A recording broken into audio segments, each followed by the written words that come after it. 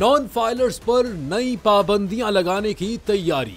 वजीर खजाना मोहम्मद औरंगजेब ने कौमी असेंबली में टैक्स लॉ तरमीमी बिल 2024 और 25 भी पेश कर दिया। मुजव्वज़ा तरमीम के तहत नॉन फाइलर्स सिर्फ मोटरसाइकिल, रक्षा और ट्रैक्टर खरीद सकते हैं। उन्हें अब 800 सीसी से बड़ी गाड़ियां खरीदने की इजाजत नहीं होगी।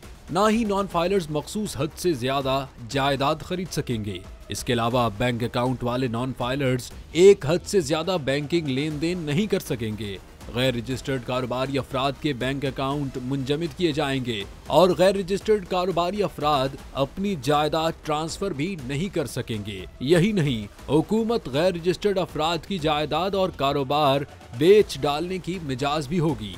इन पाबंदियों का इतलाक विफाकी हुकूमत के नोटिफिकेशन के बाद होगा।